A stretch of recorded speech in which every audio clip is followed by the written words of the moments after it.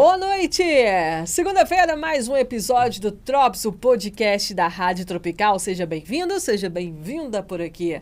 A gente sabe, né? Você sabe que nós temos a Credicel Celulares, a nossa parceira. Credicel que fica na Avenida Getúlio Vargas, ali em frente à Caixa Econômica Federal. A melhor assistência técnica para o seu celular é a Credicel Celulares. Boa noite, Sombra! Boa noite, Moísa! Tá ligado por aí? Opa, tamo aí junto, firme. Mais uma segunda-feira, mais um Drops e bora! Mais um Drops. Bora para mais um Drops.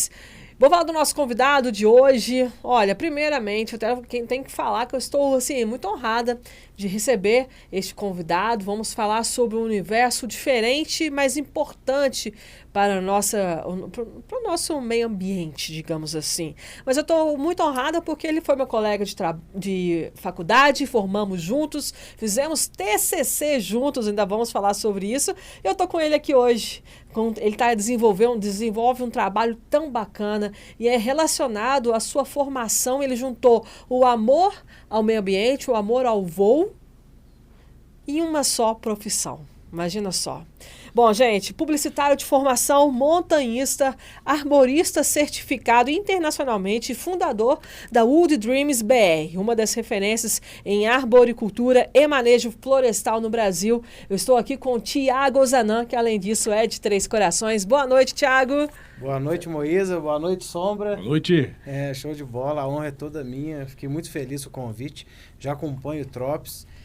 Sentar nessa cadeira aqui é difícil porque só veio gente bacana, grandes personalidades aqui. Então, para mim, fico muito honrado poder contar um pouco da nossa história, né, Moísa?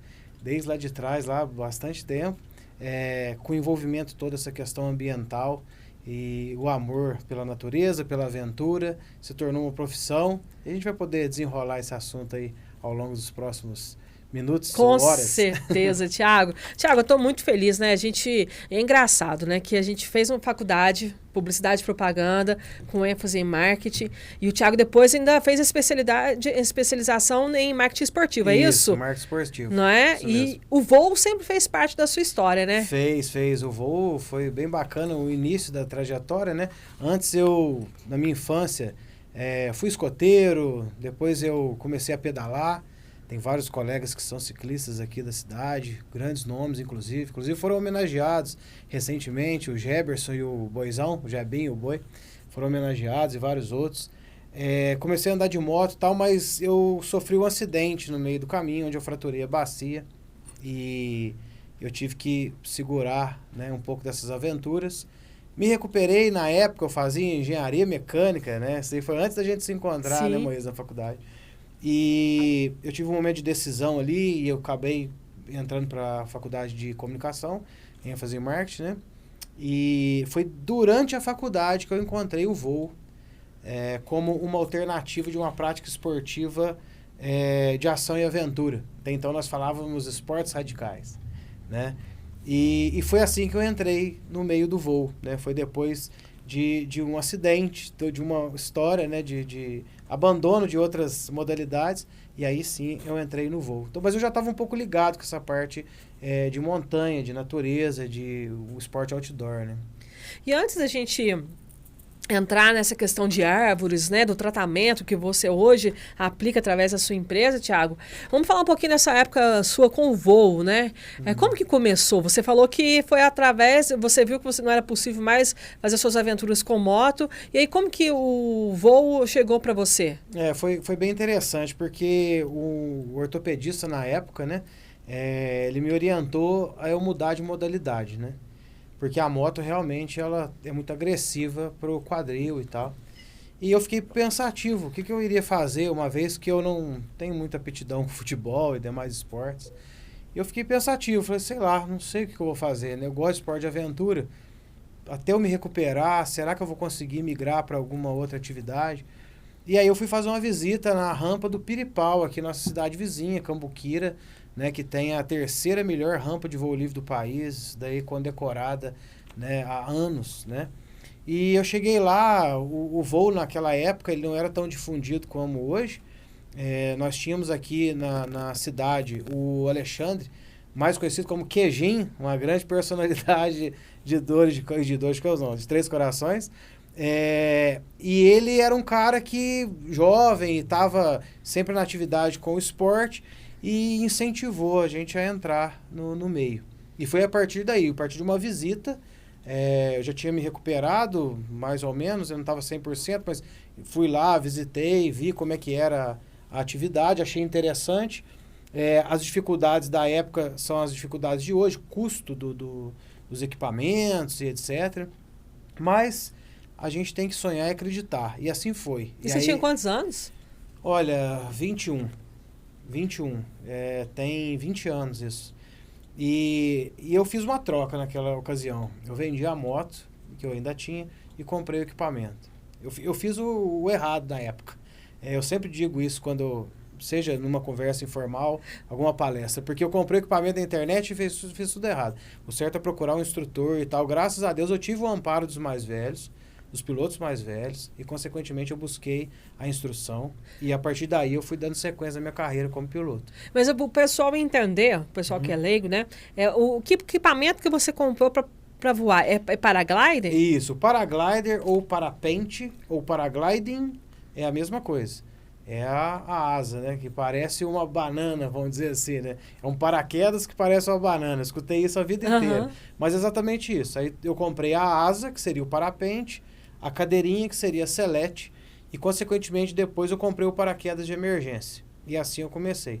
E comecei a ler um documento, uma apostila chamada MAPIL, que é o Manual do Piloto de Parapente, né? E aí eu comecei a estudar meio que sozinho, mas aí eu fui tendo o amparo dos mais velhos, até que eu conseguia voar, e depois eu procurei instrução. Ali, ó, né? você voando. Pode Isso, mostrar, Sombra? Olha aí. Essa imagem é bem interessante, já é bem depois, né? Sim. Essa imagem foi em Annecy, na França, nos Alpes franceses, lá no fundo, lá tem um dentro do Lefon. Falar pro pessoal que você ainda se aventura voando? Sim. Continuo, não trabalho mais com voo, né? Dei aula durante muitos anos, tanto de voo livre quanto de paramotor, né? Mas não trabalho mais. Agora eu pratico só por prazer. Tem sido muito legal, inclusive. Essa imagem foi bem bacana. Na época, inclusive, não tá dando para ver aqui todas as logos, né? Mas nas orelhas do parapente, nós chamamos de estabilizador, tem a logo de uma empresa aqui de Três Corações, que me apoiou nessa época. Qual que é a empresa? Pode falar. O Ângelo Dominicini, sim. com a Physiocenter. Ele acreditou no meu trabalho, ele me auxiliou na minha recuperação, porque essa foto foi pós um acidente grave que eu sofri no voo. Aí a gente estava estudando na época junto. Eu lembro, você foi para a França na época da faculdade, não foi? Exato, as primeiras vezes sim. E depois de formado eu voltei, fui outras vezes, né? E como que foi essa oportunidade de ir para a França voar?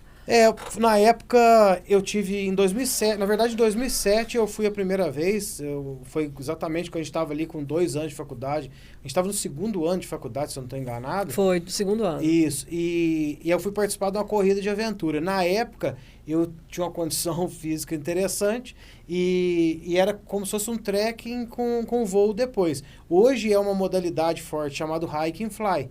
Mas só que existem equipamentos para isso, enfim, tem uma série de detalhes que fazem a diferença. Na época não existia muito disso. Eu consegui um apoio na época, fui pela primeira vez, fiquei quase na lanterna, mas foi uma experiência muito interessante. E depois, só em 2010, eu volto para a Europa novamente, né? Aí eu já fui em parceria com um piloto renomado do Brasil, chamado Fábio Barreto Fava, foi um dos melhores pilotos de acrobacia do Brasil. Ele é de Florianópolis e foi com ele, né? Você conheceu ele, inclusive. Sim. O nosso TCC teve um dedo dele. Ele que ensinou pra gente não dizer esportes radicais, e sim esporte de ação e aventura. Verdade. Né? E foi a partir daí que nós fomos para a Europa com o intuito de gravar alguns materiais, né? Só para te dar uma pausa, pessoal, para vocês entenderem, Sombra, O Sim. nosso TCC na faculdade foi um dos mais doidos que teve. Mas foi a maior pontuação, não é, Thiago? Foi. A maior pontuação. A gente teve trabalho, era reunião, pós-reunião, a gente madrugava na casa da Paloma, né? Isso, E a Paloma nem era da nossa equipe, mas ela cedia a República pra gente fazer os trabalhos lá. E aí, o TCC era a questão da propaganda nos paraglides, Isso, né? era a nova tendência do meio marketing. Exatamente. O marketing aéreo e desportivo. Exatamente, É isso marketing aí. aéreo e desportivo, exatamente. E a gente, nossa, viajou muito, assim, positivamente na criação do TCC, né? E olha só, hoje a tecnologia, né, nós temos possibilidade de fazer chamadas e, enfim, naquela época não tinha nada disso. Não. Era 100% presencial. E aí a gente criou até uma agência que chamava Agência Agência Eco. Eco. E ele tinha um Fiat... Tem Tem ainda? Tem. É aquele... Como é que é aquele O Fiat? 147. Ô, Sombra, o Fiat 147, branquinho. Isso. Aí o Thiago Relíquia, hein? muito... hã? Isso é relíquia, hein? Relíquia. Isso, Aí o Thiago adesivou o Fiat com a logo da nossa agência, que a gente Isso. criou na faculdade. Então, assim, Sei. a gente criou, a gente afundou mesmo nesse sonho, Sim, né? sim. Foi o João Felipe, até acho que foi o criador da logo, se eu não tô Foi, enganado. acho que foi o João Felipe. E era a Agência Eco Propagando Ideias. Exatamente, propaganda ideias. Propaganda Que Ideias, loucura. E foi incrível, foi incrível. Essa cena que está aparecendo agora aí também, eu carrego com muito carinho, porque nessa época eu tinha acabado de conquistar um patrocínio e me tornei o piloto de teste da Redfly para motores. Olha. Que é uma empresa que fabrica paramotores aqui no Brasil. Foi a primeira e é a única empresa que fabrica paramotores no Brasil, até hoje, inclusive, certo? Essa foto é bem legal, ela é em Saquarema. Essa igrejinha lá é um ponto turístico incrível, histórico, inclusive. E essa foto se tornou uma foto, vamos dizer assim, publicitária, né, para a Redfly e também para a Marluvas, né, que faz as botas, né? Na época também tinha apoio deles, né? Então foi uma época muito interessante. Eu estava testando umas asas da República Tcheca nessa ocasião aí e lá era muito legal de se voar. Foi uma época muito próspera Que também. legal, viu, Thiago? Quando eu passei pro voo de paramotor e eu permaneci nele, tecnicamente eu abandonei a instrução do voo livre para focar no paramotor. Né? Então, a gente fazia travessias, grandes travessias, né?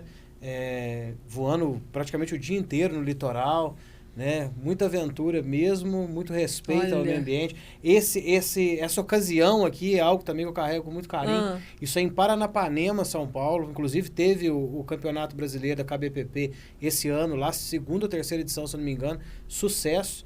Dr. Fabiano, um grande amigo, médico, que é de BH e mora lá, promoveu esse final de semana no qual eu dei instrução para acho que 10 pilotos e nessa ocasião a gente conseguiu capturar essa imagem maravilhosa aí, né? Que legal, viu, Thiago? Ô, Thiago, vamos falar um pouquinho agora.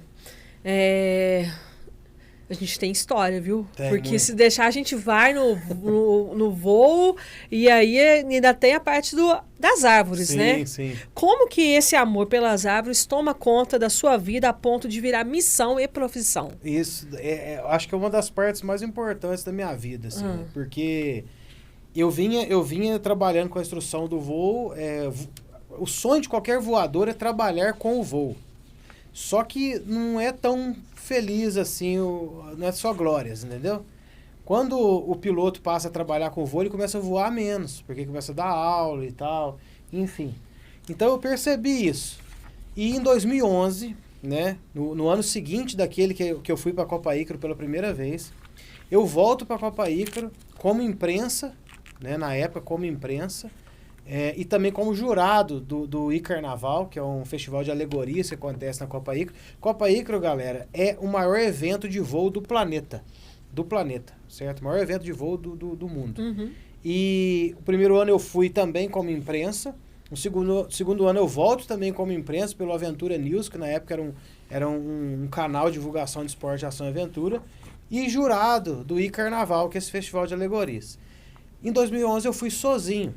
Então, eu tive um momento ali, uma oportunidade de visitar lugares não relacionados ao voo, onde eu vi profissionais subindo em árvores para montar estações na copa dessas árvores.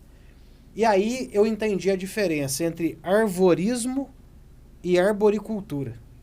O arvorismo é uma prática desportiva, onde você faz tirolesas ligando uma árvore na outra, você faz as estações, né? Aí você tem obstáculos para passar por cima e tal.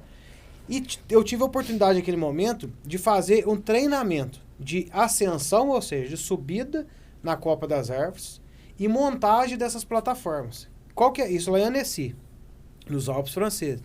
Qual que era a ideia deles? Formar pessoas com interesse nessa atividade para que eles possam trabalhar para eles, dando manutenção e montando novos circuitos de arvorismo, uma vez que lá tem, assim, se não é o maior, é um dos maiores complexos de arvorismo do mundo. E eu fui lá e fiz o treinamento com o pessoal. Ali eu tive meu primeiro contato com a arboricultura em si. Porque eu aprendi a subir na árvore e aprendi a fazer as podas, né, de forma correta. Pelo menos uma pincelada do que seria o conhecimento correto. Beleza, achei super interessante, fiz o treinamento, recebi meu certificado. Infelizmente eu não pude ficar lá por muito tempo, acabei vindo embora. E continuei trabalhando com o voo. Só em 2015 aparece um trabalho para eu fazer, que na verdade nem era para eu fazer. Uma pessoa perguntou, cara, como é que faz para a gente poder cortar essa árvore e tal? Tá com problema. Eu falei assim, eu consigo, mas a gente precisa de uns equipamentos e tal. E ali eu dei o start. Eu falei, não, deixa eu pesquisar um pouco mais em que pé que está essa atividade no Brasil. Arvorismo nós temos muito, em Campos do Jordão, por exemplo, Monte Verde. Tem vários lugares no sul, Paraná, Santa Catarina, Rio Grande do Sul. Tem um monte de lugar que tem arvorismo, que é o esporte em si, né? Que é o leigo que vai pôr o equipamento guiado por um profissional e ele vai fazer todas essas travessias e tal. Mas o profissional da arboricultura, que até então, na minha cabeça, era aquele que cortava o galho de forma correta, que fazia poda, que fazia a remoção das árvores com cuidado, sem derrubar a casa das pessoas e tal. A arboricultura, para mim, se limitava nisso. E aí eu percebi que não, que era muito maior. Porém, o Brasil estava ainda engatinhando, né? Nós tínhamos ali, temos, né, algumas referências daquela época, e comecei a perceber que o mercado estava crescendo porque não só tinha o interesse do corte de árvores, mas sim a preservação, né? Esse é o grande lance. E aí eu falei, puxa vida, eu acho que eu posso trabalhar com isso talvez. Já que eu tenho esse envolvimento com o meio ambiente desde criança, por que não me aventurar? E aí naquela época eu estava dando aula nos finais de semana e trabalhando com carpintaria durante a semana. E começou a aparecer serviços de árvores. Aí foi onde foi criada a Wood Dreams. Que a Wood Dreams, na verdade, seria o sonho em madeira, porque a ideia era carpintaria, né? Então era Wood Dreams, carpintaria criativa. Depois se tornou Wood Dreams, carpintaria e arboricultura. Depois Wood Dreams, arboricultura e carpintaria. Hoje Wood Dreams, arboricultura e manejo florestal. A gente está focado nisso. Então o mais legal de tudo é que a partir do voo, lá atrás em 2011, eu conheci o que é a ascensão, o cuidado com a árvore e tal. Para em 2015 aparecer um primeiro serviço. E depois, 3 anos adiante praticamente, quase 3 anos, que sim, eu comecei a pegar trabalho de verdade e seguir em frente. Aí daí pra frente, tive que dedicar. Você já me conhece, eu sou bem intenso com relação a isso. Tive que tomar a decisão de parar com a instrução de voo. Foi muito difícil pra mim. Nossa, era como se fosse ter um término de um relacionamento, sabe? Foi terrível, anos de decisão ali, né? Até que chegou uma hora, eu falei assim, não, acho que chegou a hora. Eu tenho que dedicar. Tanto é que quando eu falei, eu vou dedicar, eu acabei com todos os equipamentos de voo que eu tinha dentro da minha casa. Eu só fiquei com o capacete, 2 capacetes. O meu capacete da última temporada fora do Brasil e com o capacete paramotor que o Denis da Tecnocel, que é meu amigo até hoje, que ele me presenteou na época que ele me apoiava. Eu tenho esse capacete guardado até hoje. Esse nunca vai sair das minhas mãos. E assim foi. Para aí, depois de muitos anos, eu voltar a voar, né? E aí eu decidi voltar a voar no livre, buscando as minhas origens lá atrás, entendeu? Que legal, Thiago. A caminhada foi exatamente essa. O ponto, a chave, a virada de chave, foi isso, né? O voo me levou para a arboricultura, né? Sim. E para o pessoal entender o que é exatamente a arboricultura, Tiago, a gente vai falar um pouquinho também dessa relação sua, né, do trabalho das marcas também com a arboricultura, Sim, né? uhum. Mas o pessoal entender, né, quem não sabe direito, mas o que é cortar árvore? É o que às vezes as pessoas Sim. acabam, né, usando umas palavras que é totalmente ao contrário do que é uma arboricultura. Qual que é a diferença dela? Então, igual mencionei, inicialmente fala-se muito de arborismo. O arborismo é a parte esportiva, né? Essa vertente, igual eu citei agora no início. A arboricultura já é uma ciência que cuida e trata de indivíduos arbóreos e demais vegetais lenhosos ou fibrosos. Então, cuida de árvore, palmeira, coqueiro e etc, né? É uma profissão que não só faz o manejo, a poda pontual, como tem que ser, existem dezenas de tipos de poda, né? Por exemplo, poda de levantamento de copa, raleamento, desvio de seiva, compensação, desobstrução, tem vários tipos de poda, né, que pode ser feito. Uma vez que o profissional detecta o que precisa ser feito, o tree work, que seria esse cara que é o trabalhador das árvores, ele vai lá, escala ela e faz o trabalho. Então, a arboricultura é uma ciência de fato. Então, um arborista, ele não é necessariamente o cara que sobe na árvore para fazer o trabalho. O arborista é aquele cara que vai fazer a análise, o estudo, né, o controle fitossanitário e vai jogar para um profissional operacional para ir lá fazer a execução. Olha lá, né? o que eles estão fazendo ali? Tem umas fotos interessantes. Essa foto aí é uma árvore de Natal humana. Deixa eu me identificar aqui. 1, 2, 3, de baixo para cima da esquerda. 1, 2, 3, 4, 5. O quinto, lá de cima lá. De capacete laranja. Sou eu. Esse daí foi num dia de treinamento com uma equipe chamada Jardim Arte, que são 2 profissionais incríveis, que é pai e filho. Giovanni Mendes é o filho e o Flávio Mendes é o pai, certo? Esse treinamento foi um treinamento avançado, né? E aí no final do treinamento a gente decidiu fazer essa imagem. São cordas individuais, né? Cada um escalou a sua, fez seu posicionamento. E é um momento de descontração, né? Na verdade, eu sou o de baixo aqui, ó. O terceiro ali, né? Exato, o de barba lá. Sim. E esse curso foi bem legal, foi em Santa Bárbara do Oeste, um curso SRT, né? Que é um curso de sistema simples. Essa embaixo também é bem legal, já aproveitando aqui. Esse daí foi chama Big Canopy Campout, que é um acampamento na Copa das Árvores. Acontece simultaneamente no planeta inteiro. Essa edição aí foi em Cotia, São Paulo, onde o nosso apartamento são essas redes montadas na Copa das Árvores. Já aproveitando o gancho, que é interessante. O arborista ele é tão apaixonado por aquilo que faz, que trabalha a semana inteira cuidando e tratando de árvores, chega no final de semana que ele vai fazer? Subir em árvore.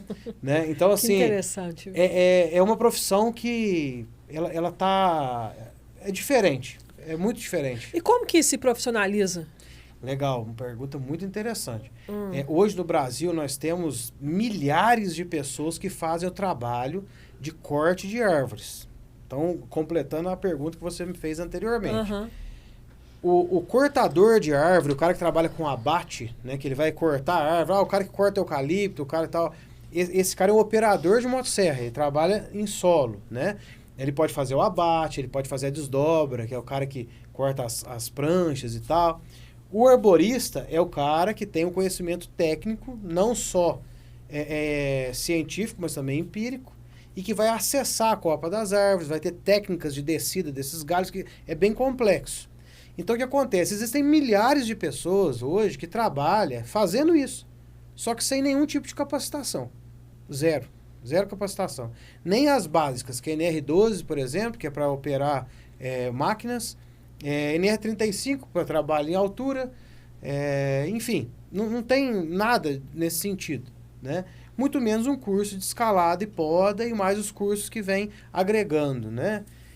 Então, assim, eu particularmente, esse é meu modo de pensar, eu acho que a maioria dos meus colegas, principalmente o pessoal que está na linha de frente, ao invés da gente se revoltar, muitas vezes, e ver situações que se expõem ao risco, a gente chama para junto da gente, entendeu? É melhor. Porque aí a gente vai guiar essas pessoas para fazer uma capacitação, né? O Felipe Silveira, que é de São Paulo, ele é de Sorocaba, ele é o fundador da Arbolab, foi a escola que eu formei aqui no Brasil. Ele já formou centenas de profissionais. E muitos desses profissionais são profissionais que vieram dessa forma informal, foram até a escola, Arbolab, compreendeu as novas práticas da arboricultura mundial, tanto de segurança, quanto a parte de biologia, fitologia, enfim, né? Agregaram para si e hoje se tornaram empresas bacanas, profissionais.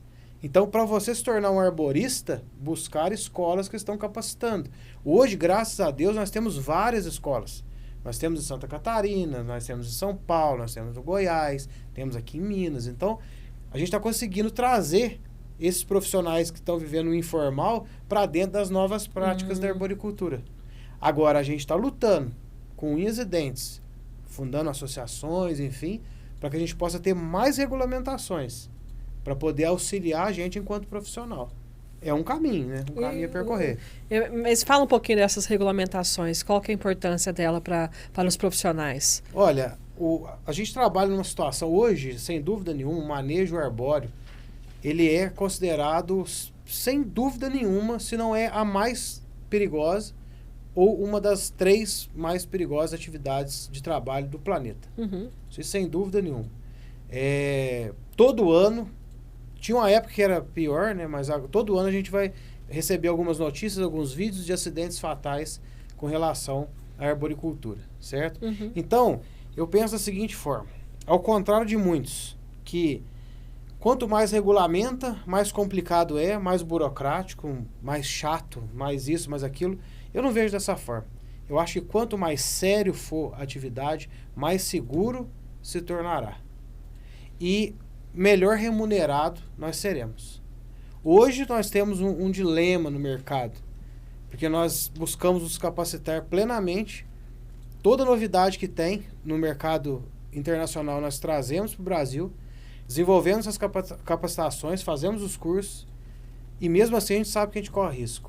E aí vem uma pessoa informal e tal, se arrisca, a gente brinca que é o vai que dá, né? Até no voo tinha o vai que dá, né? Vai que dá, né? Vai que dá. E aí o problema é esse, que às vezes não dá. Então a gente não quer competir mais com esse tipo de situação, né?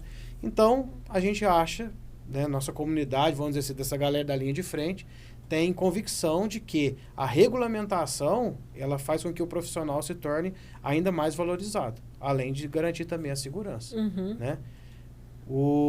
Aproveitando o gancho aqui, ó, esse daí foi o Big Canopy Campout, esses foram os membros que participaram daquele ano, foi o primeiro do Brasil, e aqui todos esses arboristas aqui que estão presentes, a gente se encontra praticamente todo ano nas nossas atividades, nos nossos eventos. Então, assim, virou uma família, porque querendo ou não, ainda é um meio pequeno, né? Então, assim, eu conheço cada um deles, sei onde eles moram, entendeu? O que o cara gosta de fazer. E essa sintonia com o meio ambiente é incrível. Como a gente vai falar da parte esportiva também na arboricultura, porque na arboricultura também tem a parte esportiva, eu convido a todos a participar disso. O Felipe Silveira é esse da esquerda, com a camiseta azul. Sei. Do time da Husqvarna. Esse aqui. Isso, o barbudo ali. Ele é o Felipe Silveira.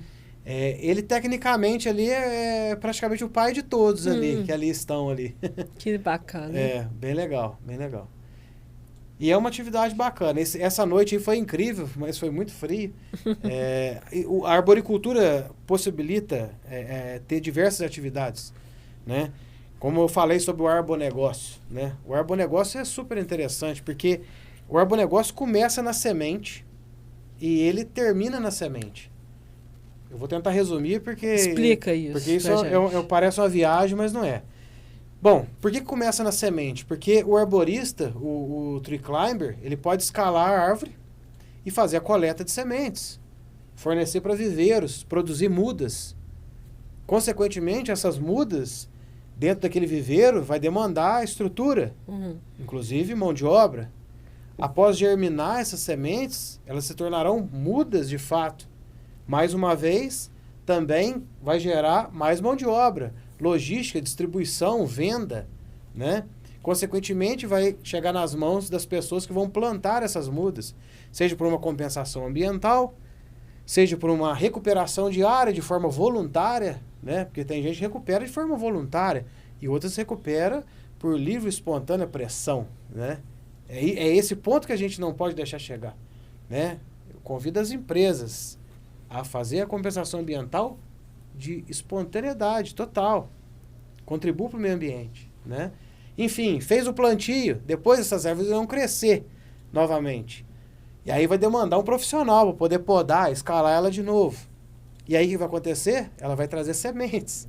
E o profissional vai colher as sementes dela de novo para poder fornecer para outros viveiros. Ou essa árvore vai ficar idosa, vai cair porque ela tem um ciclo de vida, ou vai ter que ser cortada e ela vai se tornar uma biomassa. Ela vai gerar compostagem para as irmãs que ali estão. Então, o arbonegócio ele é incrível, porque você pode ser um colhedor de semente, você pode ser um profissional do viveiro para cultivar as mudas, um lojista, um distribuidor, um vendedor de adubo, né? Você pode plantar, enfim, você pode ser um paisagista e fazer um paisagismo com mudas nativas, por exemplo, né? Então, o arbonegócio é gigante, você pode vender EPI, capacete, luva, bota, roupa, máquina, cinto, corda, né? Então, o arbonegócio, ele é a bola da vez. E para poder, todos nós poder ter essa fatia do bolo, basta a gente cuidar do meio ambiente. E aí o ciclo se completa. Entendeu? Legal. Sim. Não, muito interessante que você está trazendo para a gente e de muito, é um assunto muito leigo para, né, diversas pessoas, né, que não entendem o tamanho da importância, exatamente, né, de um arborista, sim, né, de trabalhar. E como que esse trabalho do arborista impacta no meio urbano e no dia a dia das pessoas, Thiago? Perfeito com a foto que acabou de chegar para a gente aqui. Ó. Fala. Essa foto é um pinheiro, né, da família do pinheiro, um pinus, que se encontra em Caxias do Sul, num dos parques da cidade, certo? Ela está 100% no ambiente urbano aqui, apesar de ser um parque, ali a gente está dentro da cidade, né? O que é o grande lance de um arborista hoje, cuidando do que nós chamamos de florestas urbanas, né? O que nós mais vemos na televisão é o seguinte... Vou dar um exemplo. Campinas e São Paulo, certo? São uma das campeãs aí de queda de árvore, né? Lá, tá vendo? Árvore grande. Não pode ter essas coisas, tem que cortar tudo. Caiu em cima do carro, caiu em cima da casa, né? Trouxe prejuízo, trouxe dano, algumas vezes até morte, né? Mas não é assim. Antigamente se plantava árvores pela beleza, pela exuberância dela. Por isso que eu tenho algumas situações, né, de encontros que envolvem profissionais de todas as áreas e que eu vejo pessoas um pouco revoltadas, né? Poxa, mas como é que o cara planta uma árvore dessa? Eu falei, gente, peraí, essa árvore aqui tem 50 anos. Há 50 anos atrás não se falava nem em plano de arborização urbana, né? Era vago. Quem falava disso não era nem levado muito a sério, porque era um tema que não era comum, né? As pessoas queriam o quê? Eu quero plantar aquela árvore que lá no sítio da minha tia, do meu avô, do primo, do irmão, sei lá de quem, é bonita. Aí se eu plantar na porta da minha casa vai ficar tão legal. Só que não fez avaliação. Se é raízes mais superficiais, se ela vai crescer muito, se tem uma rede elétrica, enfim. Hoje o que mais se vê no Brasil são árvores que ela é um V. Porque a rede elétrica passa no meio, as companhias de energia fazem podas do jeito que dá, né? E fica aquela bagunça toda. Então, voltando ao arborista no meio urbano. Uma vez que você tem profissionais da área cuidando das árvores que estão dentro da área urbana, principalmente em via pública, locais populosos e tal, você gera segurança para as pessoas e também longevidade para esses indivíduos arbóreos. Esse é o grande lance. Não se precisa... antigamente era o seguinte, uma árvore está doente. O que nós temos que fazer? Ela está com uma broca.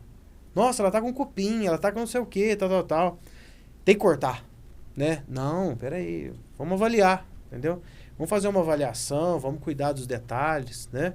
Observar se realmente é um cupim. Geralmente o cupim chega na hora que tudo acabou, né? Às vezes a gente tem uma presença de um fungo ali, que um tratamento, uma cavidade, a gente pode tratar a cavidade. Às vezes a árvore tá um pouco doente, né? Precisando de uma nutrição, enfim. Nós temos recursos para isso. né? Ô, Tiago, e dentre todos esses que você está falando, quais que são os maiores erros das cidades quando o assunto é a poda e manejo de árvores? Os maiores erros, vamos lá.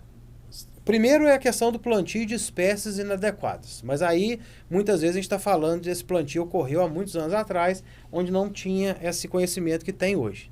Beleza. Mas se é feito o plantio de espécies inadequadas em pleno 2025, então, puxa vida, é um erro grotesco, né? E isso acontece, tá? Eu queria não estar falando isso, mas isso acontece. E não acontece pouco, certo? Então, o primeiro erro é esse. Não saber identificar a espécie correta para poder plantar naquele ambiente. Então, o primeiro passo. Segundo passo, deixa a árvore crescer de uma forma desordenada e quando existe uma demanda emergencial, faz uma poda sem conhecimento.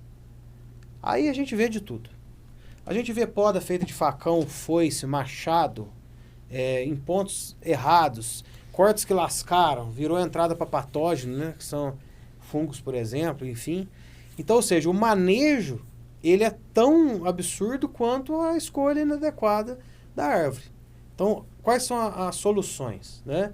Primeira coisa, um plano de arborização urbana, né? Se a prefeitura não tem uma secretaria com pessoas que possam cuidar disso, contrata porque vale muito a pena. Depois, cuidar de forma preventiva, cultivar aquilo que foi plantado e está crescendo, é ter um plano de manejo. É muito barato se as prefeituras, empresas, até mesmo particulares, fazer um plano, plantar e cultivar. É muito melhor do que fazer um reparo depois. Né? Esse final de semana que passou mesmo, nós fomos cuidar de uma árvore numa empresa e a gente foi fazer um trabalho totalmente diferente. Era uma poda de desobstrução, porque o galho estava indo para cima do telhado. E nós observamos uma grande árvore, uma paineira centenária que tem lá. E já tinha acabado o trabalho, estava sentado e eu gosto de observar para ver uma possível demanda ali. E eu percebi que tinha um galho, só que a árvore é tão grande que esse galho ele deve ter em torno aí dos seus 300 quilos, mais ou menos. E que ele está com risco iminente de queda, né? Ou seja, vão fazer uma manutenção, um preventivo, para poder não ter problemas. Isso daí pode ser feito em qualquer ambiente, entendeu? Ô, Tiago, e isso tudo que você está falando, né, é interessante para as cidades adaptarem, né? Você acredita que a arboricultura, ela é considerada o futuro verde das cidades inteligentes? Não, com certeza, sem dúvida. Ó, essa definição foi perfeita que tu fez aí, né? Vou até usar isso daí para mim, para meus trabalhos. A gente já sabe muito bem que o planeta está aquecendo. Isso daí não é de hoje. Já se falava isso quando a gente era criança, só que não tinha internet, né? Então não tinha tanta ênfase. Hoje a gente pode visitar cidades, né? Cito mais uma vez cidades do sul, porque eles têm uma arborização muito legal, no qual a qualidade de vida se dá pela temperatura do município. E essa temperatura ela é equalizada exatamente pelo fato da densidade arbórea. Então uma cidade arborizada é uma cidade que vai ter prosperidade. E reduz muita coisa, entendeu? Reduz muita coisa, inclusive doenças, né? Porque você vai ter um ambiente muito mais agradável. Ao contrário de outras cidades que tem uma verdadeira selva de pedra. Né? Isso que você está falando é verdade. Porque a gente vive num país, né, Tiago, que com uma das maiores biodiversidades do mundo. Exatamente. Não é verdade? Mas ao mesmo tempo que tem um desmatamento que é grande e eventos climáticos extremos acontecendo, né? Qual que é o papel das árvores no equilíbrio das nossas cidades e do planeta, para o pessoal entender? E você sente que as pessoas estão acordando para isso? As árvores, elas fazem uma equalização, vamos dizer assim, da temperatura no ambiente. Isso é fato. Vou te dar um exemplo de Maringá. Maringá, você percorre as grandes avenidas arborizadas e você sai dessas grandes avenidas arborizadas e vai para áreas que não tem verde praticamente, mas que é raro, porque o Maringá é muito bem arborizado. Você sente claramente, você está na mesma cidade, é o mesmo maciço, né?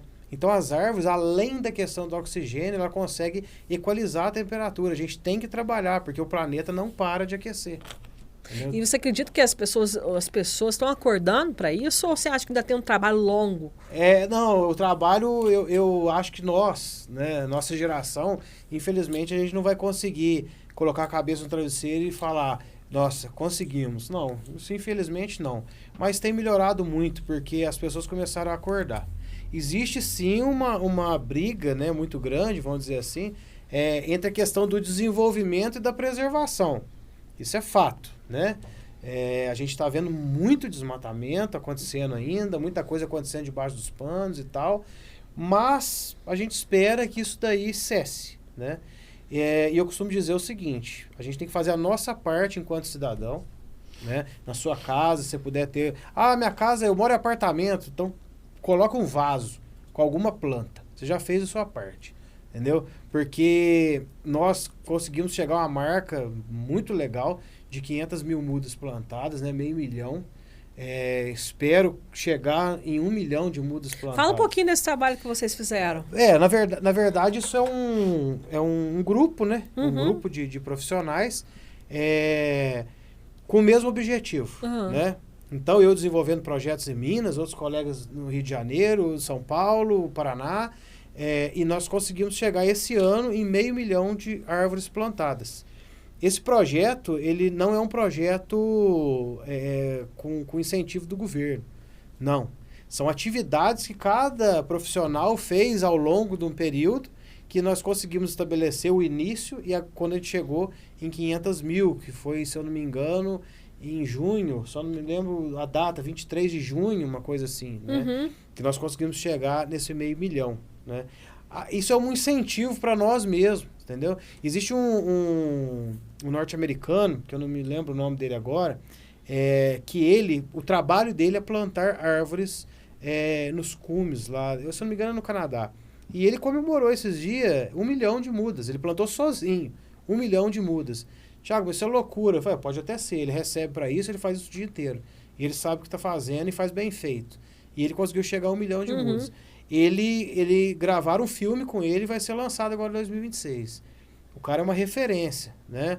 É o trabalho dele. Cara, mas é o trabalho dele, mas ele está beneficiando o planeta. Eu acho que o grande lance é esse. Né? Eu trabalho com isso, mas eu acho que, de certa forma, a gente vai deixar um legado. Com certeza. Né? Que é extremamente importante.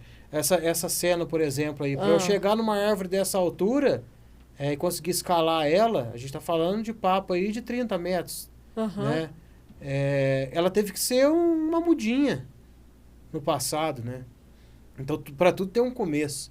Né? E como diz Lô Borges, né? Os sonhos não envelhecem, né? Exatamente. Então, o sonho nosso de hoje possivelmente vai ser o sonho do próximo amanhã, depois. Então, essa é a pegada. Eu creio muito que a tendência é melhorar, sim. Até pela legislação em vigência, né? As empresas elas estão tendo que fazer essas compensações, estão tendo que cuidar mesmo, né? Principalmente empresas que têm um impacto ambiental, né? Então, eu acredito ainda que a gente vai poder comemorar isso. Tem uma caminhada, mas já está mais avançado do que 20 anos atrás. Não, sem dúvida. Não, antigamente, incêndio florestal era algo que acontecia e o povo ficava só bravo e não falava mais nada. Hoje não, hoje as redes sociais elas estão aí. A rede social hoje, ela traz pra gente inúmeros benefícios. Traz problemas também, mas eu tento olhar pro lado bom. Né? Nós precisamos de ter divulgações em cima dos problemas também, até para a sociedade poder acordar. Nós tivemos recentemente uma queimada feia na Serra São José, Serra de São João del Rei, onde teve que ter suporte de helicóptero, avião, vários brigadistas, voluntários para poder conter. Né? Gente, o bioma ele fica totalmente desequilibrado com o incêndio florestal. Né? A fauna se perde, né? A flora fica em chamas. As pessoas têm que ter um pouco de empatia e consciência, né? Mas as redes sociais, elas estão conseguindo levar um pouco das informações. É muito triste você ver um animal em sofrimento, né? E você sabe, pô, não tem o que fazer, vai morrer e tudo. Tu vê que a fauna, ela sente mesmo, é triste. E aí aquilo choca, sabe? Então, quem pode ajudar, né? Quem pode ajudar. Então, talvez imagens assim, pode, de certa forma, conscientizar as pessoas, né? Eu acredito muito que a gente vai... Como eu disse, Thiago, tô com 41 anos. Eu acho que eu não vou conseguir colocar a cabeça no travesseiro e falar assim, conseguimos. Não. Deu certo. Mas pelo menos eu sou um grão de areia perto de uma praia inteira, né? Com certeza. Que está tentando fazer um pouco em prol à preservação, né? Com certeza. E vamos falar um pouquinho da sua empresa, a Wood Dreams, para o pessoal entender, né, como que funciona esse trabalho. A sua empresa faz coisas que muita gente nem imagina, né, Thiago? Eu queria que você explicasse de uma forma simples e algumas coisas técnicas que vocês usam e como que elas salvam as árvores. Certo, legal. A Wood Dreams é uma... Eu costumo dizer que é uma equipe, né? Uma equipe bem pontual mesmo, com pessoas comprometidas a cuidar do meio ambiente e das demandas que aparecem para a gente, né? Que os nossos clientes nos trazem, né? Geralmente as demandas são, primeiro, reflorestamento. Então, plantio de árvores nativas. Algumas circunstâncias, algumas árvores também exóticas também, mas no geral árvores nativas. Então, isso é uma demanda. Isso já é uma prática comum no Brasil, né? Que é uma técnica de plantio convencional das árvores. Lógico que vai encarar desafios. Terrenos com solo ruim, então tem que fazer uma avaliação, né? Para isso a gente tem os parceiros que são agrônomos para poder nos auxiliar, enfim. Terrenos onde definitivamente não dá para plantar e a gente tem que convencer o cliente que ali não é um bom lugar para poder fazer recuperação, então tem que buscar outros lugares. Então existe sim os desafios também nessa área. Depois vem a questão muita gente procura a gente, Thiago, eu preciso fazer uma poda de uma mangueira. Aí, tudo bem, eu vou lá, vou visitar o cliente. Então, aqui, ó, quero que você tira essa, não, mas... Tem que saber se é possível, aí né? eu falei assim, não, entendi. Então, não é poda. É até legal a galera conhecer essa terminologia. Poda é você cuidar, podar, diminuir, reduzir, enfim, fazer aquelas podas que eu falei no início. Levantamento de copa, desvio de seiva, enfim e tal. Supressão é cortar a árvore, remoção, remover. Eu preciso remover essa árvore, né? E aí sim a gente vai ver se é possível. Primeiro, se é possível dentro da legislação, né? Você precisa buscar uma autorização na sua Secretaria de Meio Ambiente ou então em algum órgão, enfim, né? Depois é autorizado, ok. Então a gente vai ver como vai ser feito esse trabalho. Eu confesso que eu prefiro cuidar, podar, fazer os tratamentos. Mas quando é para fazer uma supressão, se for um lugar bem complicadão, a gente tem que tirar galho por galho, porque tem casa embaixo, também é bem interessante, desafiador. Uhum. Mas é muito ruim ver uma árvore, muitas vezes idosa, centenária, sendo removida. Muitas vezes se faz necessário, né? Mas eu prefiro cuidar. Então essa é uma demanda. Uhum. Depois a questão das podas, igual eu falei, né? Tirar de cima de telhado e tal, aquela coisa toda. Depois é a parte de tratamento, isso é o que eu gosto demais. Por exemplo, a árvore tem uma cavidade, tem uma broca, tem um oco. A gente vai lá, faz a avaliação, observa, tem equipamentos que a gente consegue olhar dentro dessa cavidade e tal. Não comprometeu tanto a estrutura da árvore, dá pra gente fazer o tratamento. A gente faz o tratamento dessa cavidade, é como se fosse uma cárie no dente. A gente remove todo aquele material podre, depois a gente faz uma cauterização, mas não cobre com nada. E deixa a árvore fazer a compartimentalização, que seria a cicatrização daquele ponto que a gente fez o tratamento. Uhum. Então, isso é mais uma questão. Depois, vem a parte nutricional, né?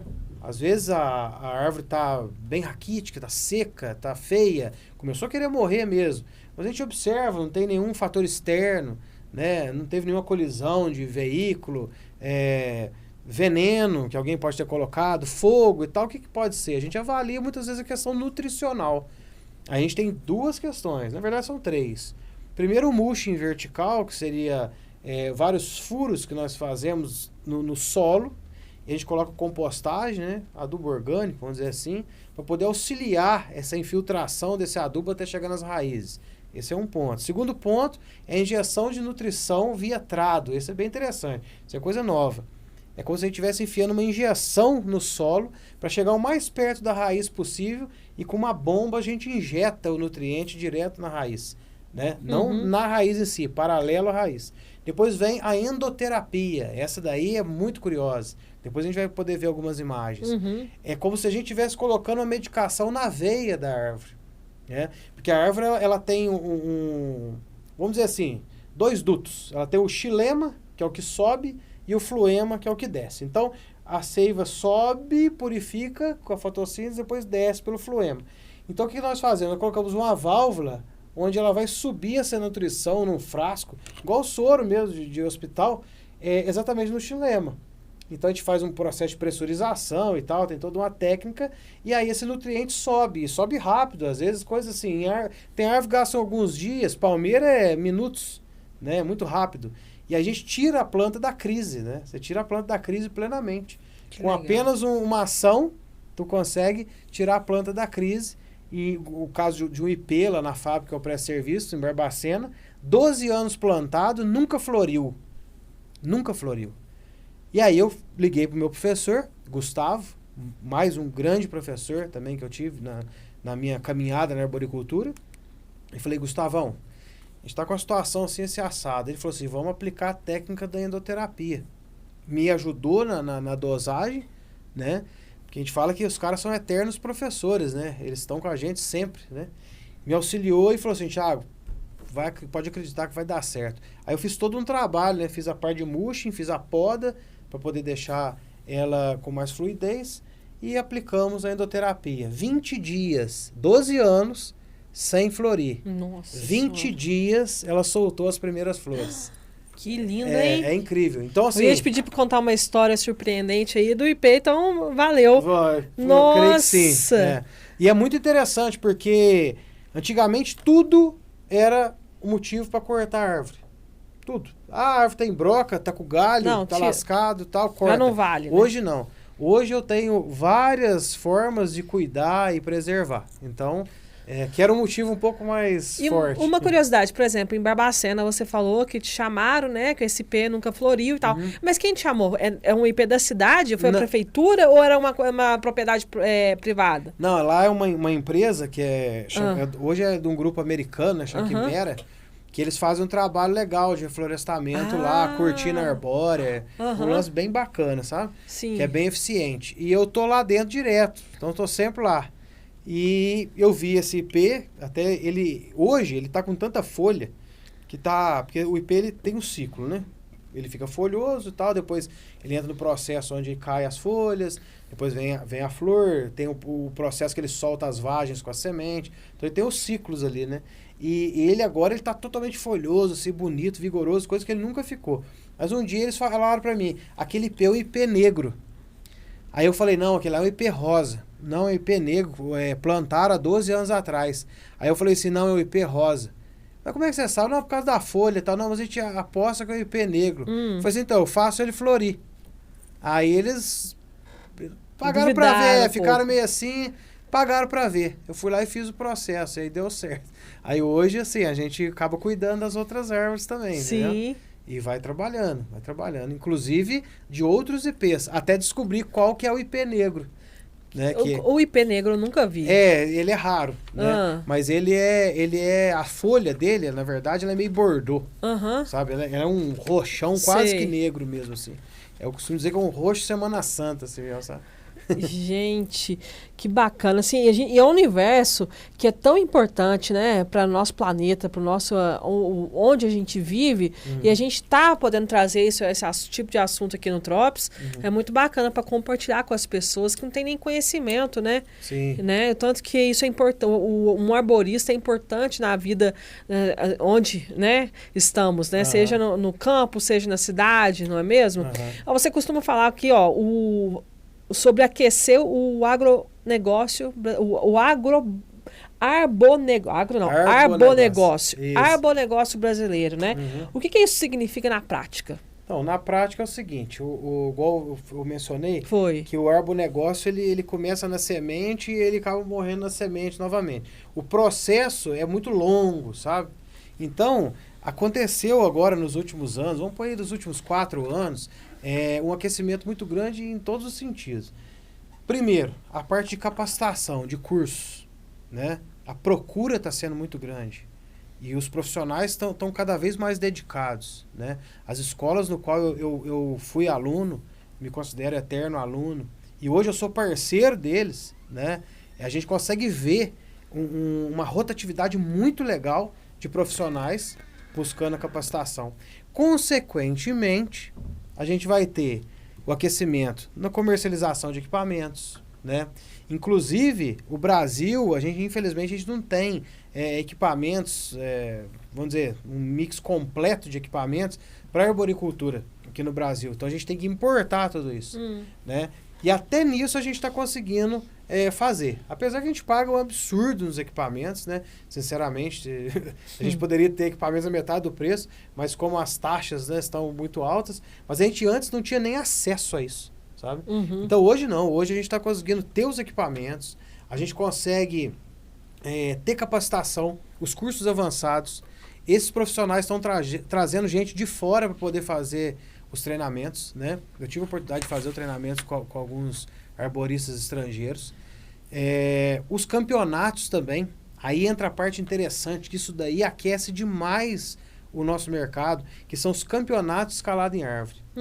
Nós temos um campeonato mundial de escalada em árvore, né? Que é o ITCC, que é o International Tree Climb Championship. E nós temos também o latino-americano, assim como tem o europeu, temos o brasileiro, e agora nós estamos trazendo para o Brasil os regionais, os estaduais, né? E o pontapé inicial aconteceu lá em Santa Catarina, no primeiro campeonato catarinense escalado em árvore, né? Depois a gente vai ver algumas imagens também que falam sobre isso. O campeonato é simulações de incidentes reais com os arboristas, né? Desde um trabalho na árvore, um resgate de um colega que ficou preso na árvore, escalada rápida, enfim, é muito interessante. Nesses eventos, onde acontece a troca. E isso é incrível. Porque até pouco tempo atrás isso não acontecia, né? Hoje a gente consegue ir para um campeonato e trazer na nossa caixa de ferramenta, né, técnicas que a gente nunca imaginava de usar, né? Essa imagem, por exemplo, que está agora aqui, ó. Essa imagem foi muito feliz, assim, de fazer. Foi no Jardim Botânico, lá em Floripa, onde aconteceu o primeiro campeonato catarinense de escalada em árvores. Tive a felicidade de ser convidado para compor a equipe técnica. Aqui vocês podem ver os de laranja são os competidores, os de amarelo são os juízes, os de verde faz parte da organização, né? Os de azul são os técnicos. Os de azul, eles são juízes em formação, certo? Eles fizeram depois, na última prova, uma participação para poder aprender como julgar, porque a gente segue os padrões da ISA, que é a Sociedade Internacional de Arboricultura, né?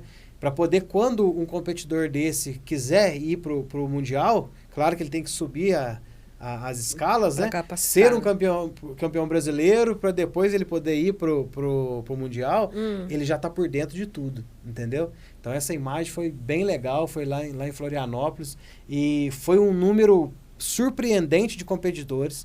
Nunca teve tantos competidores assim, nem no Campeonato Brasileiro. Então foi muito legal, foi muito feliz. Eu fiz parte do comitê do Campeonato Brasileiro também. E essa cena também muito interessante, que é a simulação de um resgate. Vamos imaginar que um colega meu de profissão se acidentou na copa da árvore e ele está numa situação que ele precisa que outro profissional vá fazer o resgate dele. Essa foto aqui foi muito feliz a gente ter escolhido ela pelo seguinte: nós temos aqui embaixo um boneco simulando o acidentado, e aqui em cima nós temos a competidora mais jovem da história dos campeonatos daqui no Brasil. E ela é mineira. Eu só não me recordo o nome dela, acho que é Ana Júlia, se eu não me engano. De BH, filha de um bombeiro chamado Ronaldo, de BH, também um cara referência na arboricultura brasileira. E do lado ali está o Gustavo Silvano, que faz um trabalho chamado Vivência, que ele apresenta a arboricultura para crianças também. Olha só que legal, a gente trouxe essa imagem aqui, foi um presente aí, né? Que bacana. Você vê, uma atividade esportiva. Mas e aí, como é que é? Então, o profissional tem que subir, escalar a árvore, é avaliado todas as questões técnicas, segurança, etc., para poder descer o colega até no chão com segurança.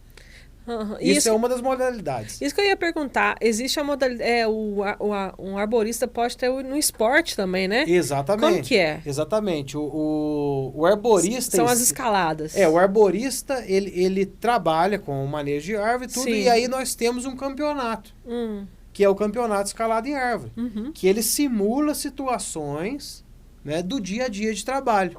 Essa imagem também aí foi no dia do campeonato. Essa atleta aqui foi a campeã catarinense, inclusive ela foi pro pro Campeonato Brasileiro também, competir. Uhum. Foi bem legal também, foi lá no Jardim Botânico.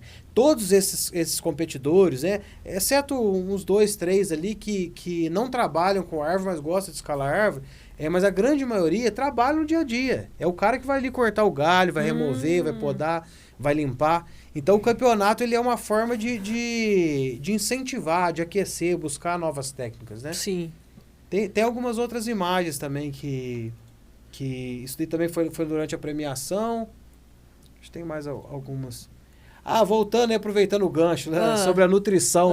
Esse é o sistema de injeção de nutrição de solo, né?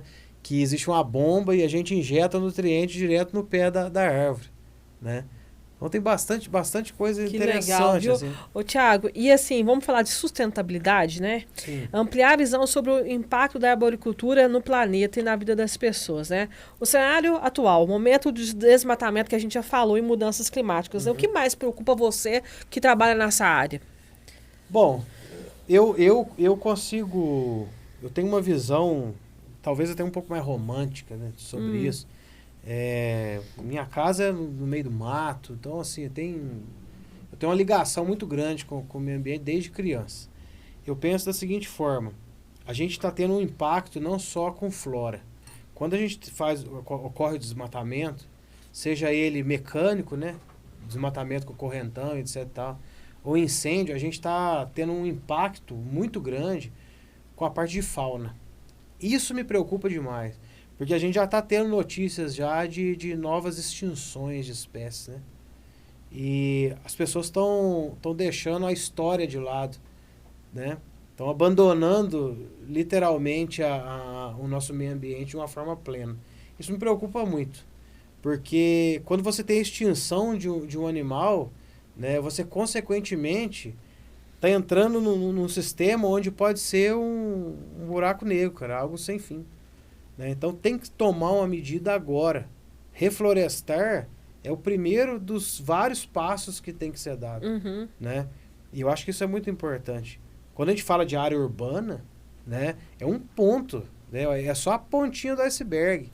Né? E as APPs, né, as áreas de preservação permanente, né, tem que cuidar mesmo.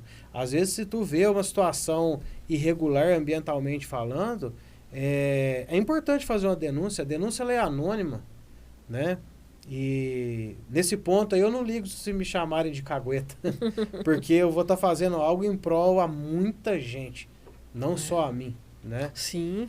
Então, e quais são os passos para salvar o planeta? Eu vi que você menciona plantar, cultivar e preservar, né? Como que cada um aplica no dia a dia? Então, a gente, de uma forma, ilustrar de uma forma simples, né?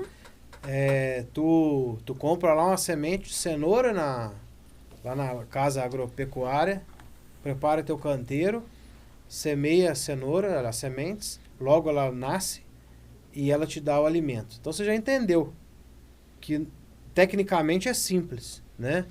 A natureza te dá aquilo que você precisa para poder viver. Só que ela precisa ser renovada, né? A gente está numa situação, isso estudos, né, levantaram, que a partir de agora a gente está no cheque especial. Não tem mais renovação dos bens renováveis, né, para poder continuar desse jeito. A partir de agora a tendência é acabar de fato. Quando a gente teve essa notícia, a galera eu que já fiz parte do Greenpeace, do WWF e tal, que a gente, sabe, meio ativista e consegue perceber que fala, puxa vida, então a partir de agora a gente não tem mais recurso se não tomar uma atitude de fato, né? Quando isso pesar no coração das pessoas, vai ser simples. Porque aí sim vai ser simples. Plantar e cultivar, certo? Mas enquanto isso não cair no coração das pessoas, passa a ser só mais um tema triste. Entendeu? Aí vai começar as pessoas radicalizar, o cara é chato pra caramba, fica falando essas coisas, tem nada a ver isso não e tal. Né? Você vê algumas ativistas aí que foram ridicularizadas, né? Algumas ativistas e alguns ativistas foram ridicularizados. Enfim, mas essa ação básica que é plantar e cultivar, as pessoas não conseguem fazer de forma natural. Mas a solução para salvar o planeta é plantar, cultivar e respeitar. Né?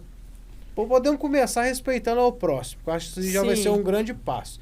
Aí né, entender que os animais, né, independente se são aves, são répteis, são mamíferos, independente, tem que ser respeitado, né, tratado como algo extremamente importante. A gente agora tem muita campanha falando sobre o gambá, né, que é o marsupial e tal, que ele traz muito benefício para nós, porque ele cuida muito bem do ambiente que ele vive, né? Não deixando cobra, por exemplo, chegar até nós, escorpiões, etc e tal.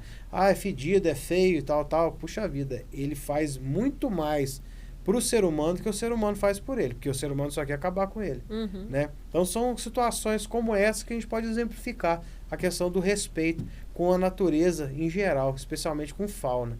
Né? Não se mata um animal feio ou perigoso porque chegou perto de você. Tu tem que fazer o manejo dele, colocar ele no local onde é adequado para ele. Quando eu faço manejo de cobra, independente se ela é peçonhenta ou não, não me importa. Eu vou fazer o manejo dela e vou colocar ela no local adequado, né? Aí eu mato mesmo. Eu compreendo, até respeito porque é uma questão cultural, né? Principalmente do meio rural e tudo. Mas eu faço a minha parte cuidando dessa questão, porque eu tenho consciência de que o manejo de fauna também é importante para o meio ambiente. Né? Então, na minha opinião, a caminhada é essa. E também tem os arboristas na estrada? Isso. E a semear? Isso, é. Fala um pouquinho deles pra gente. O arborista na estrada é o seguinte, aconteceu com uma visita que a gente fez no Jequitibá histórico. Tem uma foto desse Jequitibá histórico. É um jequitibá que estima-se ter mais de 300 anos. Ele tem 36 metros de altura e ele tem 40 metros de largura, a copa dele. Ele é imenso, é gigante. Fica situado em Coronel Xavier Chaves, conhecido como Coroas, pertinho de São João del Rei, Tiradentes ali, certo? A gente fez uma visita lá, fazendo um piquenique uma vez, né? Alguns casais e tal, a gente foi fazer um piquenique. Eu estudei um pouco sobre essa árvore. Eu nunca tinha visto essa árvore na minha vida, mas eu já tive visto foto, né, e relatos sobre ela. E eu fui o primeiro arborista a escalar ela e fazer uma avaliação. E eu tomei essa foto aí já é em cima dele, né? Já em um dos galhos dele, né? Sim. Tem uma foto também que eu tô com os braços abertos e que dá pra ver a dimensão do tronco dele. E depois dessa visita, na época eu tava testando essas cordas aí, que é da Cordas Pampa, que é uma cordoaria brasileira, que desenvolveu umas cordas pro nosso cenário. E aí foi bacana. Dá até pra ver ali uma moça ruiva ali, paralela ao Mosquetão ali, que faz parte do grupo que foi com a gente lá. Enfim, eu visitei ela e eu vi que ela precisava de cuidado. E eu falei assim, olha, que interessante isso daí. E comecei a conversar com alguns profissionais. E eu falei para eles assim, gente, isso daí são árvores notáveis. Né? Árvores notáveis são árvores centenárias, árvores emblemáticas. Né? Tem cidade que tem palmeiras que são referências, que tem árvores que são referências, enfim. Seria legal se a gente pudesse cuidar dessas árvores, né? Uma vez que essa daí foi tombada pelo patrimônio, né? E aí eu peguei e falei pros caras, o que vocês acham da ideia da gente cuidar dessas árvores? Pô, interessante, né? Ninguém vai cuidar e a gente gosta, por que não? Eu falei assim, não, vamos pra estrada. Vamos os arboristas ir pra estrada e cuidar dessas árvores, porque isso daí vai ser o maior patrimônio que a gente vai ter daqui a alguns anos. E aí, nós publicitários, né? Cabeça no brainstorm ali, eu falei assim, arboristas na estrada. E acabou ficando a ideia. E a galera abraçou essa ideia e cada um tem a sua árvore notável para poder cuidar. Que legal. Entendeu? Eu, a princípio, tenho o Jequitibá histórico. E ele fica onde? Coronel Xavier Chaves. Claro que fica. São João del Rei, próximo a São João. O apelido da cidade é Coroas. Entendeu?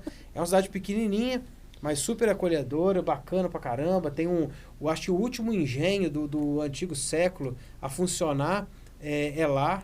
Né? Eu esqueci o nome do engenho agora, mas vale a pena pesquisar, é bem interessante. E o Projeto Semear, a ideia do Projeto Semear é poder levar, né, o desenvolvimento ambiental de formas diferentes. O Projeto Semear começou com o paramotor, voando e fazendo o lançamento de sementes. Isso durante muito tempo. No voo livre também. né? A gente levava as sementes para as rampas, entregava um saquinho, tipo de chup-chup, né? E o piloto, na hora que estivesse passando por uma área, ele abria o saquinho e jogava a semente, para num processo natural ela germinar e crescer, né? E no caso do paramotor, era até mais fácil, a gente conseguia decolar, levar um volume um pouco maior e ir até um local pontual, né? Para poder fazer essa semeadura, vamos dizer assim. E agora a gente está conseguindo fazer isso de forma diferente, que é o mais legal, isso é recente agora. A gente distribui a semente para as pessoas que quando for fazer um passeio para algum lugar aleatório, ela possa semear, né? A gente dá a instrução, né? Que não adianta nada jogar num local onde não tem chance nenhuma de germinar. E aí as pessoas vão caminhando e fazendo essa semeadura. Inclusive de flores. Que aí esse caminho vai ficar todo florido daqui a algum tempo. Que legal, Thiago. É bem interessante. Muito interessante. Ô, Thiago, vamos falar um pouquinho dos desafios. Você falou um pouquinho no início, né? Da parte física, dos perigos que um arborista também corre, né? Uhum. E quais que são os desafios e emocional que fazem parte do trabalho de um arborista? Hoje a gente pode dizer que a parte mais perigosa é o manejo de grandes árvores, seja supressão, remoção, né? Ou até mesmo o manejo de grandes galhos. Vai preservar a árvore, mas tem que tirar esses grandes galhos de cima de telhado e tal, onde exige técnica, né? Uma técnica bem aperfeiçoada, uma análise. Às vezes a gente planeja por, sei lá, 3 horas e a execução dura 40 minutos. Né? Já aconteceu de durar até menos, 20 minutos. Mas planejou por horas, corda para lá, corda para cá, faz cálculo, né? Entende a questão da carga, aí o equipamento específico para isso, para aquilo e tal. Então, se demora muito, né? Para conseguir chegar num ponto onde fazer, vamos fazer agora com segurança. E a parte emocional, ela tem que estar plena. Porque se não tiver, é melhor o profissional não sair de casa. Porque ele pode sofrer um acidente grave e pode acabar ferindo terceiros também. Né? Esse é o nosso grande dilema, assim, né? Com a comunidade da arboricultura.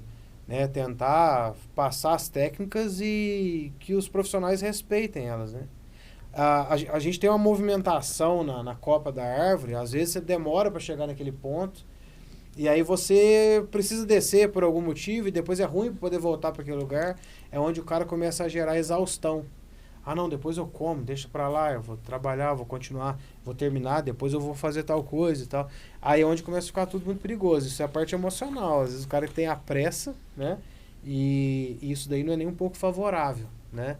Mas a questão de risco é equipamento adequado, máquina adequada, treinamento, capacitação, né? Trabalhar em altura, igual, por exemplo, escada, esse tipo de coisa, a gente não usa andaime, nada disso. Ou é cesto aéreo, né, com caminhões e tal, ou então é o tree climber mesmo, né, a escalada em árvore, né. Então, Sim. posso dizer que a questão emocional, ela é tão importante quanto a técnica. Porque se não tiver o equilíbrio, as chances de acidente é muito grande. Então tem que estar um equilíbrio mesmo, né? Sim, Andar sim. junto. E vamos falar um pouquinho das marcas, né? Das empresas e a responsabilidade ambiental. As empresas estão mais conscientes sobre o impacto ambiental? Qual que é a sua visão? Conectando mesmo, usando como um modo de marketing, mas também sabendo que tem que ter a consciência ambiental. Então usa utiliza a outra. Sim, sim. Hoje... É até engraçado isso, porque a bola da vez...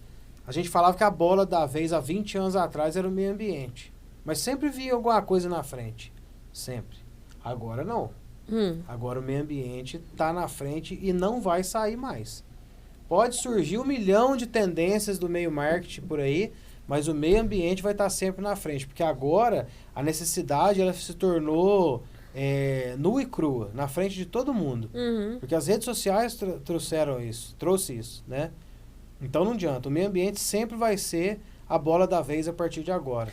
Então, aproveitando, qual que é a importância da comunicação ambiental bem feita? Então, principalmente para as empresas, certo? Isso. Porque não adianta nada fazer, colocar num relatório, entregar para um Ministério Público, sei lá, para qualquer órgão que esteja fiscalizando por algum problema ou não, né?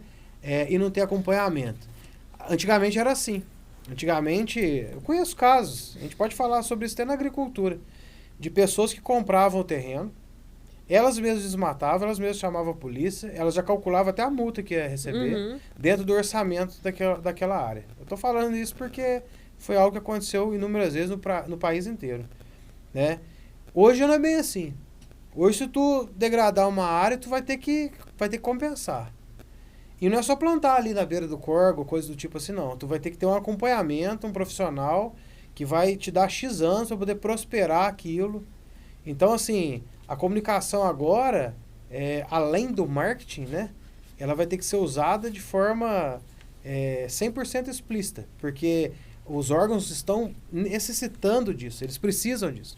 Faz parte do processo, você apresentar aquilo que você fez, né? Então, as empresas cuidar do meio ambiente e usar disso como marketing, show de bola. Eu acho que tem que usar mesmo, entendeu? Tem que usar mesmo, porque aí eu vou consumir daquela empresa, certo? Se eu Um sei- favorece ao outro, né? Claro, se eu sei que aquela empresa, por exemplo, vamos lá, empresa de cosmético, ela não faz teste em animais, show de bola, me fala que shampoo que é esse que eu vou usar, entendeu? Uhum. Se a empresa tem uma área de reflorestamento que ela está cuidando, não porque foi processada, porque pediu o Ministério, o Meio Ambiente, isso aqui, não, porque ela realmente cuida mesmo, entendeu? Show de bola, quero saber que produto que é esse, o que elas fazem, acho massa, legal. Se a gente começar a trabalhar dessa forma, as coisas vão para frente. Agora, se as pessoas não ligar para nada, não tá nem aí, né? Ah, não, isso para mim não faz diferença. Aí vai começar a ficar um pouco mais difícil. Mas as empresas que utilizam o meio ambiente como marketing e promovem ações, eu acho isso 100% show de bola. Ainda mais nós como publicitários, eu acho isso maravilhoso, entendeu? Tem que fazer isso mesmo, né? Mas tem que estar fazendo de fato. Não é só plantar uma árvore, dar um sorriso, bater uma foto e publicar, não. Eu quero ver as áreas de reflorestamento prosperando, né? Ó, lembra daquela matéria que saiu da empresa tal que investiu não sei quantos hectares e plantou? Olha lá como é que virou aquilo. Recuperou nascente, não sei o que, pronto. Né? Fauna presente. A empresa que oferece serviço lá, a gente também faz o levantamento de fauna, né? Uhum. E coloca os pontos de observação e tal. É maravilhoso quando você encontra com um lobo-guará, um tamanduá, coati, né? E vários outros, alguns primatas, né? O sagui, outros micos ali, né? Macaco prego, enfim.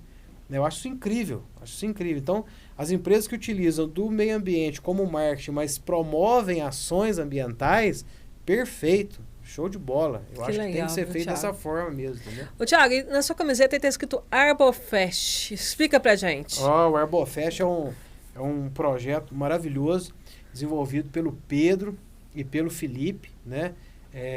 O Felipe, que é nosso professor, né? Eterno professor. O Pedro, que é um parceiraço dele, um cara de uma visão incrível, tem uma experiência muito grande, é um publicitário também, mas tem uma experiência muito grande em eventos e também no setor de segurança, né, nessa parte de equipamento de segurança, desenvolveram o Arbofest, que seria uma feira do arborista, certo?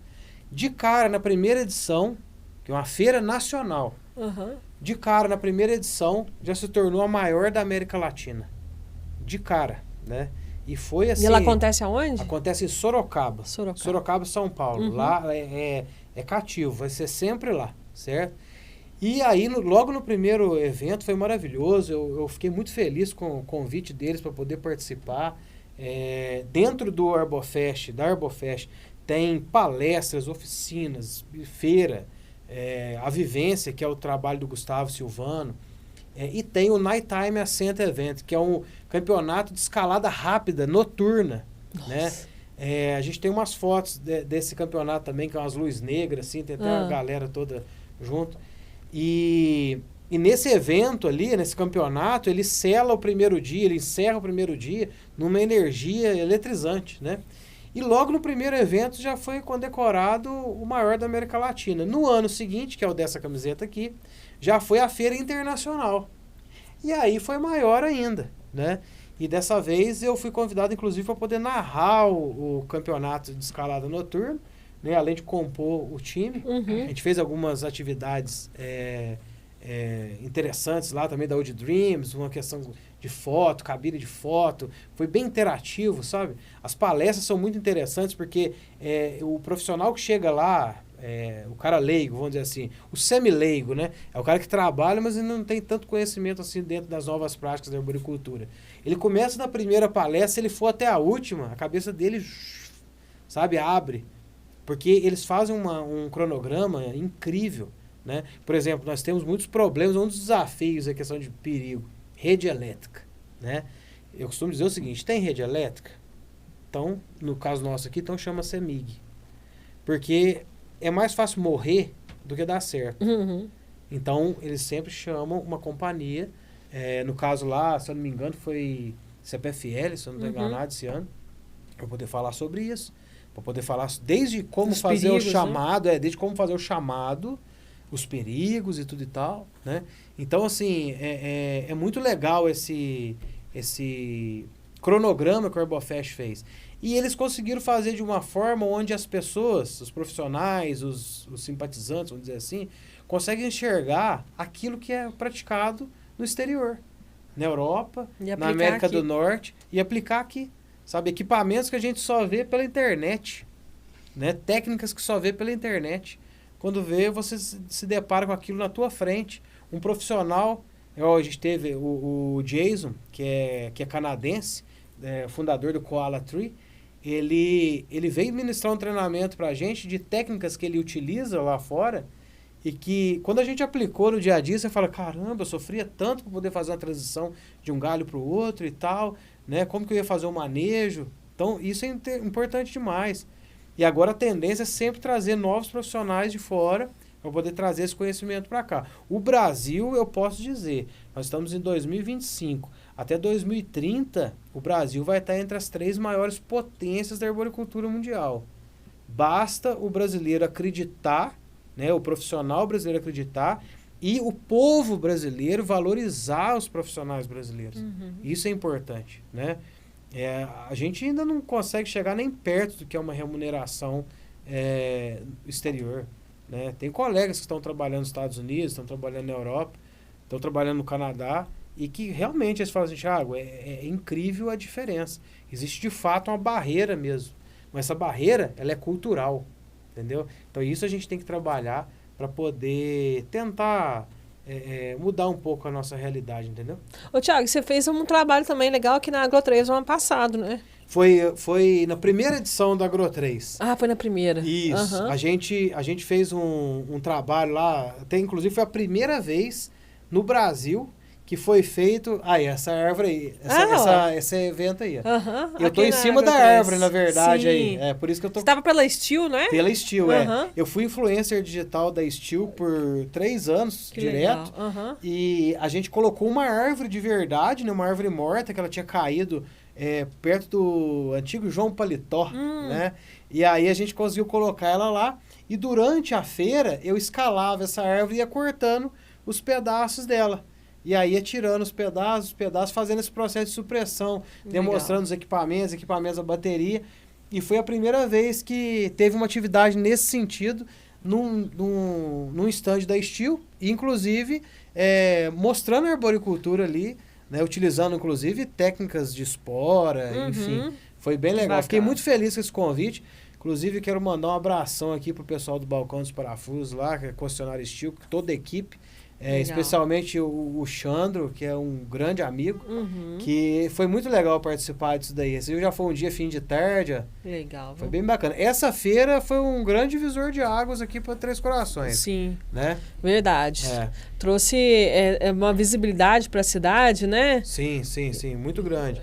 A gente já tem essa questão da agricultura aqui, mas faltava isso, né? Então o pessoal tá de parabéns. Verdade. Mesmo. Foi um trabalho muito legal. A cada ano tá crescendo mais, né?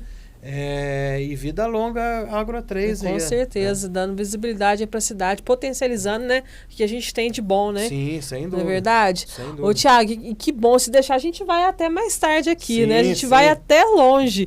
Eu queria que você falasse aqui pra gente como que esse contato seu com a natureza, através do seu profissional, transformou a sua visão no mundo, né? Da vida. Olha... Eu, na verdade, assim, desde novinho eu já tenho essa questão do contato com a natureza por causa do meu pai, né? Meu pai, minha mãe, né? Todo mundo tem essa ligação. Mas o meu pai mais, Sim. né? Eu acho que o meu pai mais porque a vida inteira ele teve algum envolvimento com roça e etc. E eu bem jovenzinho eu fui eu acabei indo pro Lobinho, né? Eu fui membro da Alcateia do 51º Grupo Escoteiro Marechal Rondon, tricordiano, um dos primeiros grupos escoteiros do Brasil. Infelizmente esse grupo acabou, né? Pra você ver, 51º, né? A gente tá falando, hoje eu não sei, eu tô distante do escotismo, né? Mas imagina, 51 o número, né? O pessoal ainda brincava, vendo que era uma boa ideia. Eu fui membro da Alcateia, do Lobinho, depois eu passei para a Tropa Escoteira, fiquei na Tropa Escoteira até dar minha idade para sair, não quis dar sequência para a Tropa Sênior. Aquilo me fez ter uma relação um pouco mais efetiva com relação ao meio ambiente, porque eu comecei a entender mais sobre biologia, né, naquela época. Eu lembro que nós tínhamos um chefe, se ele estiver nos assistindo, o chefe Sérgio, famoso chefe Sérgio lá do Triângulo, que ele tinha muita paciência de explicar pra gente, né? Inclusive teve uma ocasião que um amigo nosso pegou ele tinha alergia, ele chamava de baba do sapo. É o Thiago, meu xará, entendeu? E ele ficou todo empolado e tal, e ele aproveitou aquela ocasião ali para falar sobre isso, né? Então assim, a gente sempre tinha uma oportunidade de aprender algo mais voltado à questão ambiental na prática, né? Então desde novinho eu já tinha essa relação. Com o passar do tempo, naturalmente, eu sempre gostei desse tipo de coisa. Os esportes que eu pratiquei a vida inteira teve envolvimento com o meio ambiente, todos, né? Tive a oportunidade de escalar e coisas nesse sentido. O próprio voo, a bicicleta, a moto, né? As trilhas de jipe e tal. O tempo todo você está em ambiente outdoor e 100% natural e muitas vezes silvestre, né? Então eu nunca me desliguei desse meio, né? Tive algumas situações de trabalhar em grandes centros, né? Por exemplo, São Paulo, situações assim, que eu tinha que ir para lá e eu percebia, eu falava, nossa, eu acho que é muito difícil ser feliz aqui, né? Distante de tudo, assim, do natural. A não ser que você comece a ir a alguns parques que a cidade tem, né? Eu falei, não, meu negócio é me manter presente sempre nesse ambiente outdoor e com envolvimento natural. Eu percebi isso cedo, né? E isso me ajudou muito na questão da minha essência, assim, sabe? Sou um ser humano pecador e falho como qualquer outro, né? Mas eu tento ter uma visão um pouco diferente com relação a pessoas que eu percebo que vivem só nesse meio urbano e, sabe, essa correria do dia a dia. Com certeza, viver nesse ambiente silvestre, assim, me favoreceu, sim, nas minhas tomadas de decisões, Legal. coisas nesse sentido. Parabéns, viu, Thiago? Parabéns, assim, é muito bom compartilhar a sua história, o seu trabalho, né? Trazer para as pessoas, para a nossa audiência, esse trabalho, né? Que é o arborista, né? O que ele faz, né? Como trabalha, a importância de um arborista, né? Desenvolver essa parte da cidade, né? Não só na parte rural, mas na parte urbana também, perímetro urbano também, né? Sim. E a gente tem uma pessoa de Três Corações que vem fazendo um belo trabalho lá fora, né? Levando o nome da nossa cidade através do seu trabalho. Parabéns, viu? Obrigado, imagina, eu agradeço. Eu tenho um orgulho danado de, sabe, poder estar aqui, né? Depois de tantos anos, eu poder voltar e falar um pouco sobre o trabalho. Confesso que eu tenho um pouco de tristeza, vamos dizer assim, de eu ainda não poder cuidar dessas árvores tudo da cidade. Os responsáveis aí, ó. Aí, ó, recadinho para vocês. Deixando a dica aí, de coração mesmo. Aqui a gente tem muita árvore bacana, tem algumas árvores aqui notáveis, emblemáticas. Vou te dar um exemplo, por exemplo, da árvore de óleo, copaíba, lá do Alto Peró. Aquela árvore fica no meio da rua. Sim. Quando teve a homenagem pro Dia dos Pais, que a Steel fez um vídeo oficial na época, meu pai não sabia nem o que estava acontecendo. Eu chamei lá e eu fiz uma descida daquela árvore, né? Para poder gravar o vídeo. Depois de um tempo, saiu esse vídeo no ar. Então, eu tenho um carinho muito grande para aquela árvore.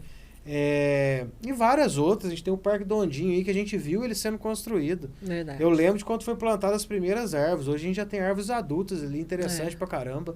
Várias e várias outras árvores. A cidade é grande. merece cuidado especializado, vale a pena demais. Então, eu tenho alguns clientes aqui que eu venho esporadicamente, mas eu venho aqui cuidar de algumas árvores, palmeiras e tal. Mas seria muito legal poder cuidar das árvores aqui da área urbana aqui da cidade, principalmente em perímetro público, né? Sim. Então, é incrível. Eu gosto demais de Três Corações, sou apaixonado por aqui. A saudade bate mesmo, né?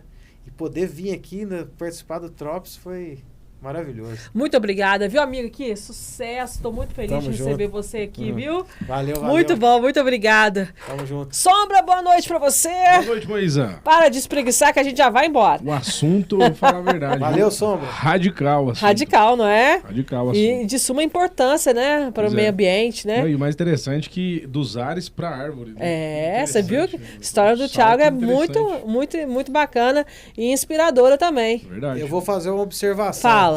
O maior medo de um piloto de parapente é arborizar, que é cair em uma árvore.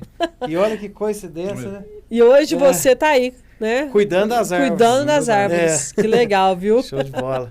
Boa noite, Thiago. Valeu, boa noite. Boa noite, Sombra. Boa noite, Moisa. Até a próxima segunda-feira com Trops. Até a próxima segunda-feira com o Trops. Boa noite pra você. Compartilha esse bate-papo incrível com o Thiago Ozanam. Ele que é publicitário, é arborista de Três Corações e faz um trabalho incrível. Então, se você chegou agora, estica aí. Fica aí para você assistir a história completa, esse bate-papo completo com o Thiago Ozanam. Boa noite e até a próxima segunda. Foi.